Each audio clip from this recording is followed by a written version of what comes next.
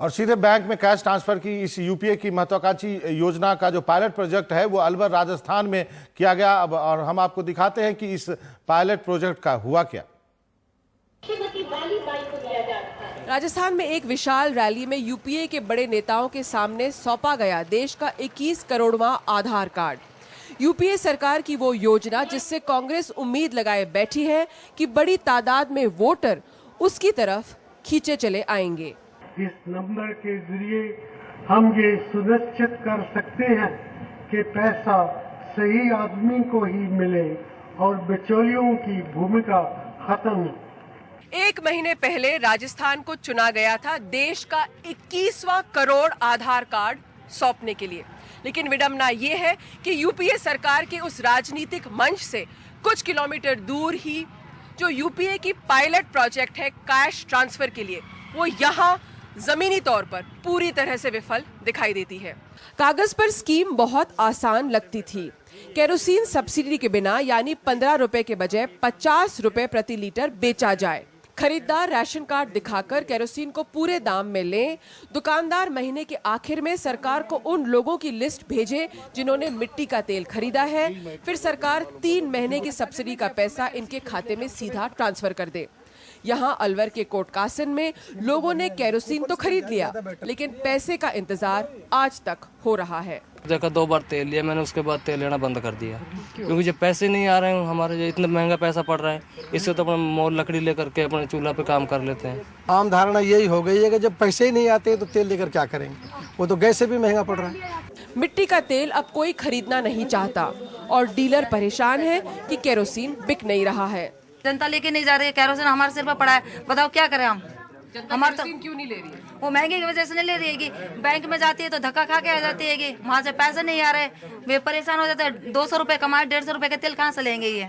कुछ लोगों का मानना है कि दुकानदार ही स्कीम को नाकाम करना चाहते हैं क्योंकि इससे उनकी कालाबाजारी बंद हो जाएगी। वो जो ब्लैक में पहले तेल बेचते थे, अब इसमें चांस नहीं है बेचने की। क्यों? क्योंकि 50 रुपए रेट में आता है और 50 रुपए रेट में कोई केरोसिन को एक्स्ट्रा आदमी खरीदता नहीं, जिसको जरूरत है वही खरीदता है। ये स्कीम बिचौलियों को हटाने के लिए बनी थी, लेकिन जब बिचौलिए ही वो सूची बनाएंगे जिसकी बिना पर सरकार लोगों को पैसे देगी, तो योजना कामयाब होने से रही। कोटकासन से कैमरामैन दिनेश प्रधान के साथ हर्षा कुमारी सिंह, एनडीटीवी इंडिया के लिए। और सीधे 7 रेस कोर्स चल सकते हैं। हिमांशु हमारे सहयोगी वहां पे जहां पे मीटिंग कर रहे हैं प्रधानमंत्री। हिमांशु, अभी एक रिपोर्ट में हर्षा कुमारी सिंह ने दिखाया कि किस तरह से जो है ये फुल प्रूफ नहीं है। क्या आपको लगता है यूपीए इससे क्या हासिल करना चाहती है इस योजना से?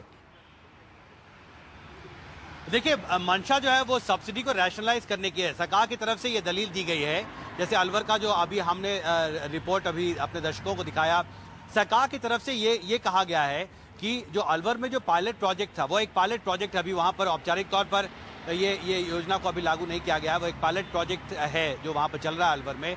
पायलट प्रोजेक्ट के दौरान सरकार की तरफ से ये कहा गया है कि एक महत्वपूर्ण बात जो सामने आई है वो ये है कि 80% जो वहाँ पर मिट्टी का तेल जो लोगों को दिया जा रहा था पीडीएस के जरिए, वो डाइवर्ट हो रहा था, वो इंटेंडेड बेनिफिशियरी के पास, यानी जो ज़रूरतमंद लोग हैं उन तक सीधे नहीं पहुँच रहा था।